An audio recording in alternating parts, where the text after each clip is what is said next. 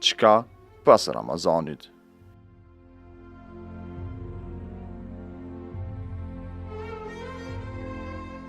Assalamu alaikum rahmetullahi barakatuh. Miq të nderuar, jemi në fund të muajit të bekuar të Ramazanit, sikur çdo fillim ka edhe fundin e tij. Krejt në fillim të Ramazanit nga hoxhallarët dhe efendilerët tonë të nderuar, kemi mësuar se ditët e Ramazanit janë ditë të numëruara, ashtu sikur na mëson Allahu fuqiplot, duke na treguar se ditët dhe netët e këtij muaji të bekuar ikin shpejt. Andaj, ajo pyetja e madhe e cila duhet të na preokupoj të gjithë neve, çka pas Ramazanit? Përgjigjja është se të gjithë ne duhet të jemi të vendosur, me plot gatishmëri që të kemi një vazhdimsi në raportin ton me Krijuesin fuqiplot, në raportet tona me ibadetet në përgjithësi, për faktin se ne nuk dëshirojmë dhe nuk duhet të pranojmë asnjëherë që të jemi besimtar sezonal. Ne nuk jemi besimtar dhe ibadetçi vetëm gjatë një muaji, ndërsa për 11 muaj tjerë të kemi asnjë raport me Zotin ton. Mirë po, nga ne kërkohet vazhdimësia, konsistenca në ibadet, ashtu sikur Allahu na porosit në Kur'anin famlar, wa'bud rabbaka hatta ya'tiyaka al-yaqin. Adhuroje Zotin tënd deri në vdekje. Prandaj, mesazhi dhe porosia më e fuqishme që ne duhet ta nxjerrim nga ky muaj i bekuar është që të vazhdojmë me të njëjtën tempo, të kemi lidhjen tonë konstante me Krijuesin ton, po edhe me ibadetet në përgjithësi, dhe kjo neve na dëshmon se ne me të vërtet kemi qenë të sinqert në ibadetet dhe në përkushtimin ton gjatë Ramazanit, nëse e vazhdojmë edhe pas Ramazanit.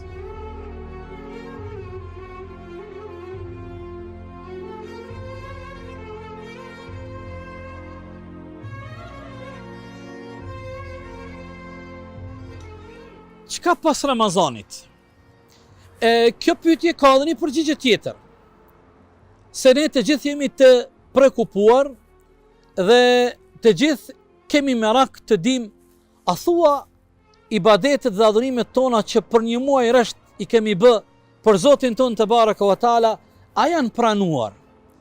Allahu i madhëshëm në Kur'anin famlar thot: "Innama yataqabbal Allahu min al-muttaqin." Allahu pranon veprat e atyre të cilët janë të devotshëm. Aliu radiallahu anhu në ditën e Fitr Bajramit e kishte zakon dhe thoshte: kush janë ata të cilët Allahu ka pranu prej tyre agjerimin dhe ibadetet e tyre, që unë me të vërtet t'ju bëj për hajër Fitr Bajramin. Nga se, vazhdon të Aliu radiallahu anhu duke thënë, nga se Allahu i madhrishëm thot, Allahu pranon veprat e atyre të cilët janë të devotshëm. Edhe kjo është një aspekt i kësaj pyetje që neve duhet të na preokupoj, çka pas Ramazanit?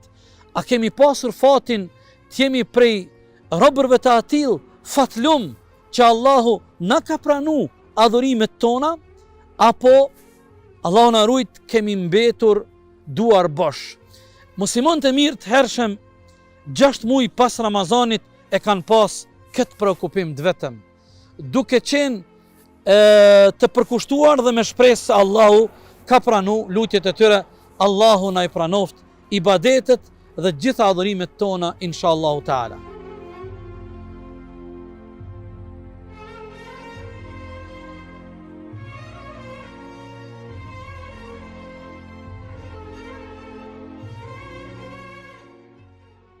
Çka pas Ramazanit? Kjo pyetje të nderuar vëllezër dhe motra ka edhe një dimension tjetër. Pas Ramazanit, i dashuri ynë Muhamedi sallallahu alaihi wasallam na porosit që të agjerojmë edhe 6 ditë prej muajit Shawwal me qëllim që të kompletojmë shpërblimin e agjerimit ton. Apo sikur është e njohur tek ne me përcjell muajin e bekuar të Ramazanit edhe me 6 ditë në muajin Shawwal.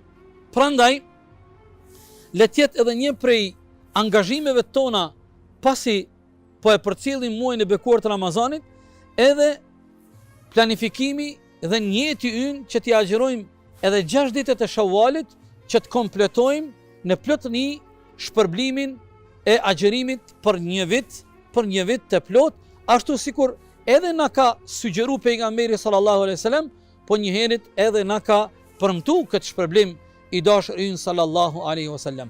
Për ta përmbledhur çfarë pas Ramazanit, aspekti apo dimensioni i parë duhet të kemi vazhdimsi në raportin tonë me Krijuesin dhe me adhurimet në përgjithësi.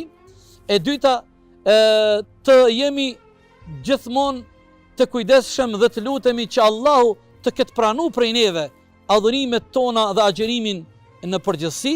Dhe e treta, të kemi në agjendën tonë dhe të jemi të vendosur dhe ta bëjmë jetë që ta përcjellim Ramazanin edhe me 6 ditë të agjerimit të Shawalit.